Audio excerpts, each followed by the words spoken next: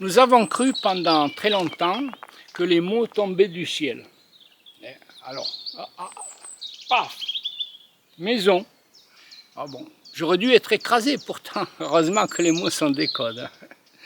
Un autre, tiens. Morale. Morale. Une injure publique. C'est. Non. Un autre. Amour de la sagesse. Alors ça, je garde. Hein. L'amour de la sagesse, mais tout le monde va en vouloir.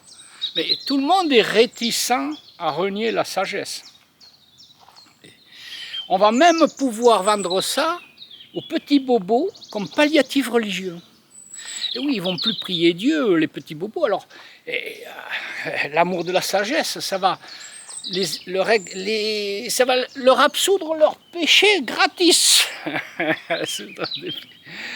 Voilà, l'amour de la sagesse. Et aussi, grâce à l'amour de la sagesse, de manière rationnelle, s'il vous plaît. Plus besoin de réfléchir à la morale. Plus besoin de réfléchir à ce que nous devons faire ou pas faire. Ajoutez la morale. Ben oui, nous avons l'amour de la sagesse, alors tout va bien. Et voilà. Et tout ça tombe à l'eau, évidemment, dès que nous savons que les mots sont des codes. Ah, ça change tout. Il y a bon nombre de choses dans la philosophie vont tomber à l'eau à cause de ça. Hein? Par exemple, la phénoménologie. La phénoménologie. Dès que nous savons que les mots sont des codes, la phénoménologie.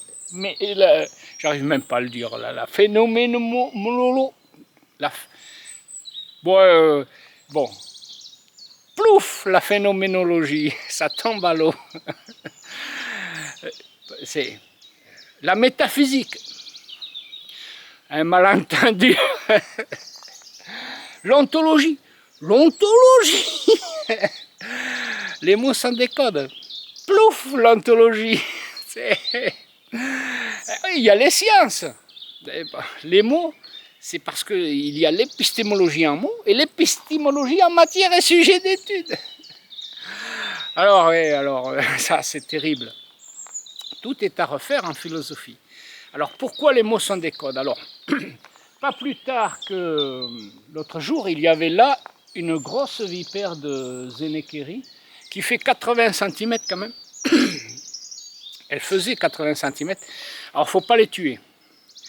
Alors, la caractéristique de ces vipères, elles sont beiges et elles ont des rayures. Leurs rayures, ce sont des sortes de virus pour notre système de reconnaissance. C'est-à-dire, si elles sont immobiles, on ne les voit pas.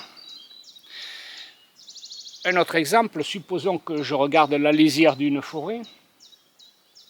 Je regarde, et puis d'un coup, un tigre. Mais qu'est-ce qu'il fait là? Un tigre. Et à quoi j'ai reconnu le tigre? Parce que nous avons un code de reconnaissance. Il est codifié, c'est certain. Les dessinateurs, par exemple les mangas, ils créent des personnages complètement stylisés. Vous avez des peintres qui se servent de ce code de reconnaissance. Par exemple, j'ai vu sur un tableau un policeman qui embrasse une femme. Un policeman embrasse une femme. Tiens, je m'approche et puis je vois que des coups de pinceau dans tous les sens. Et je recule. Ah ben oui, c'est bien un policeman qui embrasse une femme. Vous avez même un peintre, il a mis les yeux tout tordus, le nez à travers les oreilles, on ne sait pas où. Et vous avez quand même la possibilité de reconnaître les expressions faciales. Picasso. Et il ne faut pas chercher à comprendre comment le cerveau fonctionne. Il faut juste montrer ce qu'il fait. Et nous avons un système de reconnaissance. Donc, lorsque l'on a éliminé l'impossible, ce qui reste, si improbable soit-il, est nécessairement la vérité.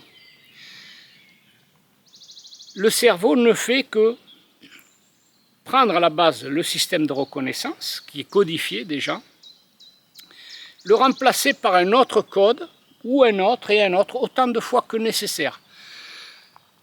Si yo, por ejemplo, vos hablo ahora mismo español, no vais a entender lo que estoy diciendo. Vous voyez, si je change le code, vous ne comprenez plus. Mais dans toutes les langues, il peut y avoir autant de langues qu'il faut dans le monde. Nous avons déjà d'ailleurs un code écrit et un code parlé. Toutes les langues, nous traduisons à quelque chose qui renvoie dans la nature humaine et qui est inné chez tout le monde. Ben, sinon, les langues ne pourraient pas se traduire. Vous voyez, il ne faut pas chercher à comprendre comment fonctionne le cerveau, il suffit de montrer ce qu'il fait. Nous usons des codes.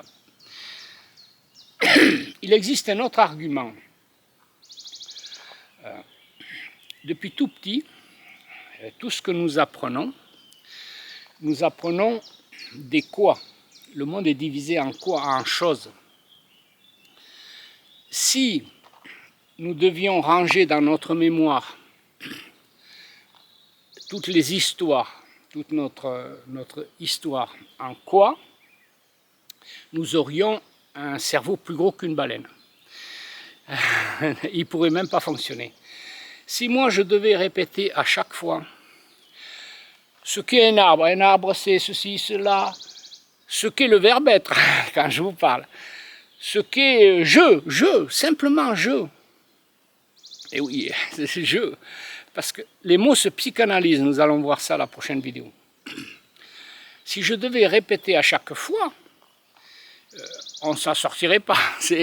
Pour une seule phrase, il me faudrait 3 ou 4 minutes. Voilà. Pareil pour notre mémoire, si nous avions dû enregistrer tout ce que nous avons vécu, toute notre vie, en quoi? En répétant, en vis repetita, notre cerveau il ne pourrait pas le supporter. Donc le cerveau a trouvé une autre façon, il enregistre le quoi à un seul endroit et de manière très restreinte, très résumée. Et oui, parce que si c'est le quoi qui nous donne permission d'user du code. Donc, pour nous donner cette permission, s'il faut remplir un formulaire de 60 pages, non, c'est très restreint, nous allons voir ça aussi plus loin. Donc, nous avons permission d'user du code avec la substance qui se cache derrière chaque code. Et ensuite, nous rangeons notre mémoire en code, uniquement. Ça prend beaucoup moins de place, et ça c'est un grand secret de la philosophie, mais ça va impliquer que nous allons devoir psychanalyser le mot, voir ce qui se cache derrière cette permission d'user du code. Voilà, et je crois que pour cette fois-ci, vous en avez assez. Alors, je vous dis à la prochaine vidéo et merci beaucoup.